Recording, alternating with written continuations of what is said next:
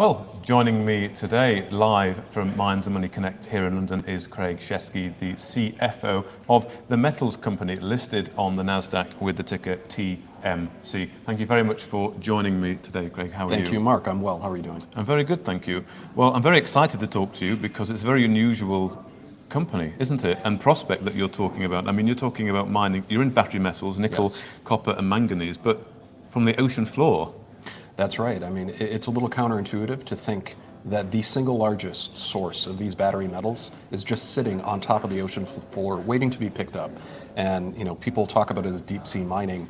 We don't even think of it as mining as such because it's this resource, polymetallic nodules. I hold one in my hand, and it's a little tiny, small potato-sized rock that contains very high concentrations of nickel, copper, cobalt, and manganese. In fact, mining.com ranked this as the #1 and #2 largest nickel projects within our first two contract areas that are in the world available now. So This is a massive resource, but again, to collect it, you don't really have to do any digging or blasting or drilling. So it's not mining in the traditional sense. So these nodules are on the bottom of the sea floor? Correct. Just kind of sat there? Correct. They just sit laying on top of the seafloor in an abyssal desert in a plain of the Pacific Ocean known as the Clarion-Clipperton Zone. Okay. And I don't know if you're a geologist or if you can explain physically how this has happened, how this is concentrated like this. Well, I'm certainly not a geologist. I'll get out over my skis a little bit, but at a high level, these nodules form over millions of years around bits of organic material. Okay. So they form very similarly to how a pearl forms, precipitating dissolved metals in the seawater as well as in the sediment. So this area of the Pacific is very special. It's the Goldilocks zone where it has the right conditions for these nodules to form. And there are nodules that form in other parts of the world's oceans. This zone is where the commercial focus has been, really going back to the 1970s, when companies like BP, Shell, Rio Tinto, Lockheed Martin were out there trying to collect these nodules. But there wasn't a regulatory environment yet to allow commercial production to proceed. But the reason they form around bits of organic material, as they're precipitating that material, they grow slowly over time. And this area is close to the Rockies and the Andes, so there's a lot of nickel and copper. And that is really what drives the economics. Nickel, in fact, would be approximately half of our future revenue. So it's that nickel element here that makes these nodules very worth picking up. And are these deposits all over the world? Or? There are nodule deposits all over the world. There's some in the North Sea. There's some west of Australia. Those ones are iron heavy. They don't have the battery metals like nickel, so it's not worth it to pick them up. But it's driven by what types of metals are in each rock, and we have a very good mix. But it's also what is the abundance of nodules, how many per square meter. And we're fortunate to have some of the best ground within the Clarion-Clipperton Zone. We have 17 kilograms of nodules in every square meter, and you can see on our website just how tightly packed together those are. So each nodule within the Clarion-Clipperton Zone has a very similar grade to other contract areas, of which some are owned by China, some by Japan, Singapore, France, Germany, the United Kingdom. However, our zone has very high abundance per square meter, and we're the only ones who have come out with both Canadian and SEC compliant resource statements. So you can have certainty that we know what's down there, and now it's just a matter of going to pick it up. I mean, this is like cutting edge, isn't it? I mean, there's lots of questions I've got about sort of license areas. How do you prospect for ground in the sea? You talk about the regulatory environment there, but also proving a resource. You're not drilling. No. You've got there's a video on your website, almost like big hoovers, I suppose, going along the ocean floor, picking up these nodules. Give me a bit of an idea of how you go about getting a resource like this, proving it up, and then making it commercial. Sure. Well, look, my previous career was investing in metal companies on land. And there, of course, you're drilling holes at regular intervals, trying to extrapolate, some of that statistical data into what the shape is of an underground 3D ore body. This is a two-dimensional resource, and it sits on top of the seafloor. So what we do is we sample it. We take box core samples. It's the equivalent for a two-dimensional resource of drilling holes as you would on land. But in addition to those box cores, and you can see the results of those box core samples in our technical reports, we can actually image the seafloor too. And we have roughly 180,000 square kilometers of bathymetric survey data. So you can look over these nodules, and they're so deep that there is no plant life that lies on the ocean floor. This is a very deep, dark, abyssal zone. But that's helpful when you're imaging it, because there's nothing to obscure your view of where the nodules are and where they're not. So working with AMC Consultants, this is a third-party verified independent resource statement. It's actually quite stunning. You can look at both the box core samples for the quality, abundance, and the grade assayed of these nodules, but actually just take pictures of it.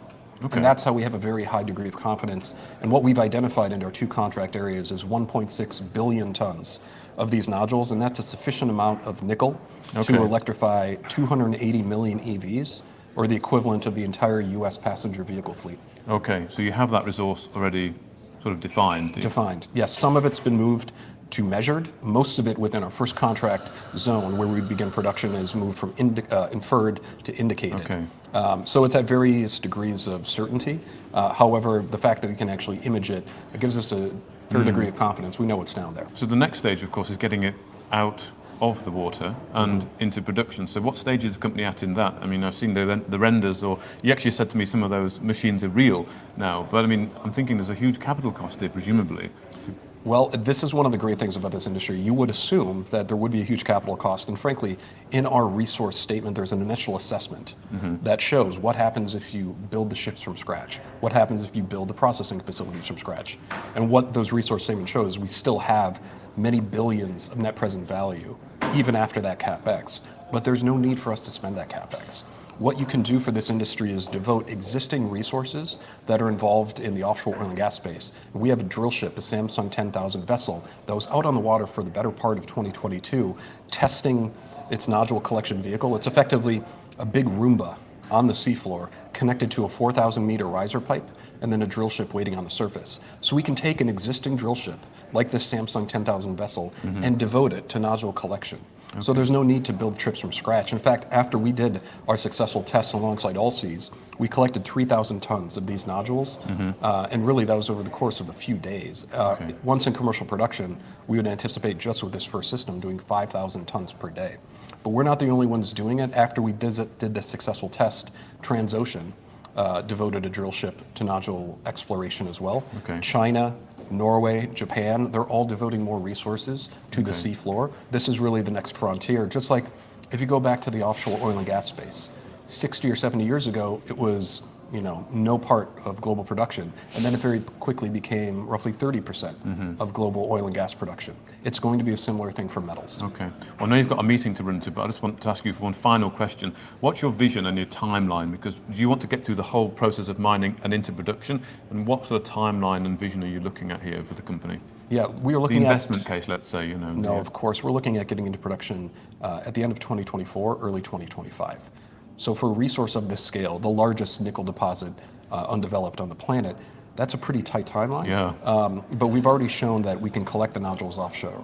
We've shown that we can process them into these battery metal products onshore. We've already did our test processing, and we announced a very exciting MOU with PAMCO, Pacific Metals of Japan, to process these nodules using effectively an existing facility with minimal modifications required. So really the last thing we're waiting on is the final mining code, that last regulatory piece of the puzzle. So at the beginning of the interview, I noted BP and Shell and Lockheed were doing this in the 70s, but they had to stop. Not because they couldn't pick up the nodules, they could. There just was no international agreement on who owned the oceans.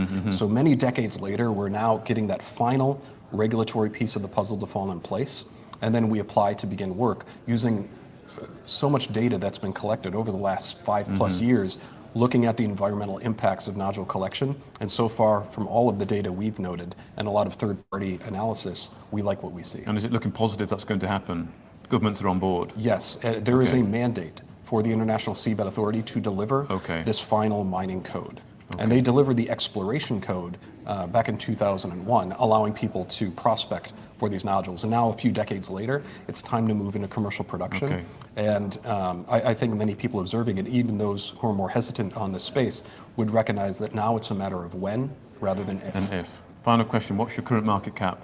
Current market cap is $250 million. Okay. And I would compare that to an underlying resource in the tens of billions of dollars. So we're trading at a very small sliver of the underlying asset value just sitting there waiting to get picked up. If this resource were on land, I think you could expect us to trade at 20 or 30% of net present value at this stage of production, and we're trading at 1%. So I think there's a very big opportunity in the near term. Well, thank you very much for introducing the company to us. I look forward very much to following the story as you progress down and that regulation gets set in stone and you can get into production, because it is fascinating. I'd encourage everyone to look at the website and get an idea of what these guys are trying to do. But thank you very much, Craig Shesky, the CFO of the Metals Company, for your time today here at Mines and Money Connect in London. Thank you, Mark. If you enjoyed this interview, then give us a thumbs up, a like or a retweet.